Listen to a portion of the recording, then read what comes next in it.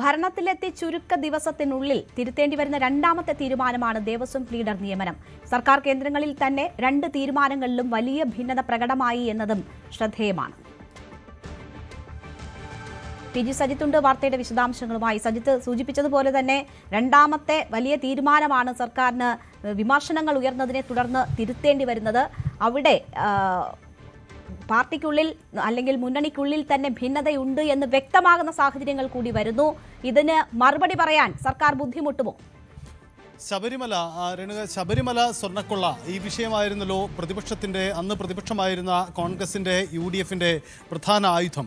ആ ഒരു വിഷയത്തിൽ തന്നെ ജാഗ്രത കുറവുണ്ടായി എന്നതാണ് ഭരണത്തിൽ വരുമ്പോൾ കാണിക്കുന്നത്. അത് സർക്കാർ കേന്ദ്രങ്ങളിൽ തന്നെ ആശയക്കുഴപ്പമുണ്ട്, UDF അനുഭാവികൾക്കിടയിൽ ആശയക്കുഴപ്പം ഉണ്ടായിട്ടുണ്ട്. ഇങ്ങനെ പലതരത്തിലുണ്ടായിട്ടുണ്ട്. നിയമമന്ത്രി കൂടിയായ മുഖ്യമന്ത്രിയാണ് നേരിട്ട് ഈ പ്ലീഡർമാരുടെ നിയമനം സാധാരണ രീതിയിൽ നടത്തുന്നത്. എന്നാൽ തനിക്കതല്ല പങ്ക്, ദേവസ്വം വകുപ്പിനാണ് പങ്ക് എന്ന ഒരു നിലപാട് മുഖ്യമന്ത്രിയുടെ ഓഫീസും ഇക്കാര്യത്തിൽ സ്വീകരിച്ചിട്ടുണ്ട്. ഇതാണിപ്പോൾ ഈ ഭിന്നത പരസ്യമായി വരുന്നതിന് കാരണം. എന്തായാലും ഇത് വലിയ തരത്തിലുള്ള ക്ഷീണമുണ്ടാക്കി എന്ന തിരിച്ചറിവിനൊടുവിലാണ് മുഖ്യമന്ത്രി നേരിട്ട് ഇടപെട്ടുകൊണ്ട് ഇപ്പോൾ ഈ ദേവസ്വം ലീഡറിൻ്റെ നിയമനം റദ്ദാക്കുന്നത്, അയാളുടെ രാജിവെക്കാൻ ആവശ്യപ്പെടുന്നത്. അതാണിപ്പോൾ തൽക്കാലം തലയൂരാനുള്ള ശ്രമമാണ് ഇതിൽ സർക്കാരിൻ്റെ ഭാഗത്തു നിന്നും ഉണ്ടായിരിക്കുന്നത്. അത് വലിയ രാഷ്ട്രീയ നഷ്ടം ഇനി മുന്നോട്ട് പോയാൽ ഉണ്ടാവും. ശബരിമല സ്വർണ്ണക്കൊള്ള കേസിൽ അടക്കമെടുത്ത നിലപാടുകളിൽ വെള്ളം ചേർത്തു എന്ന തരത്തിൽ കൂടി ആക്ഷേപം ഉയരുന്നു എന്നതുകൂടിയാണ് ഈ നീക്കമുണ്ടാവുന്നത്.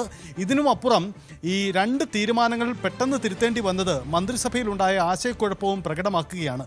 നമ്മൾ കേട്ട് കഴിഞ്ഞു ഈ മന്ത്രിമാരുടെ പലരുടെയും വാക്കുകൾ. അതിൽ തന്നെ ആശയക്കുഴപ്പവും ഭിന്നതയും പ്രകടമാക്കുന്ന നിലയിൽ തന്നെയാണ് മന്ത്രിമാർ പ്രതികരിച്ചതും. അപ്പോൾ ഈ ആശയക്കുഴപ്പം പ്രകടമാണ്.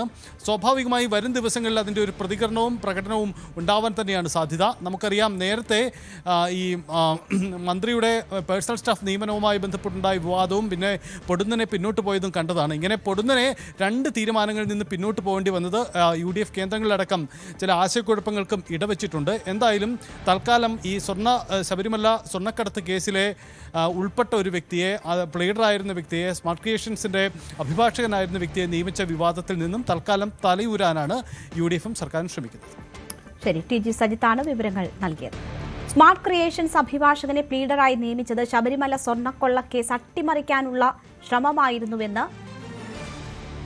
ദേവസ്വം മുൻ മന്ത്രി VN വാസവൻ. ജനകീയ എതിർപ്പുണ്ടായി ആ അഭിഭാഷകന് വേണ്ടിയാണ് പ്രത്യേക പോസ്റ്റ് ഉണ്ടാക്കി നിയമിച്ചത്.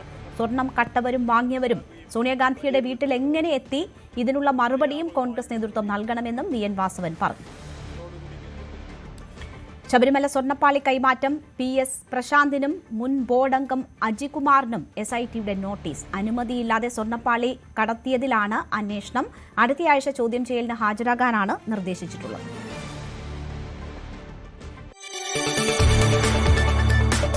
കൂടുതൽ വാർത്തകൾക്ക് News 18 Keralam YouTube channel subscribe ചെയ്യുക.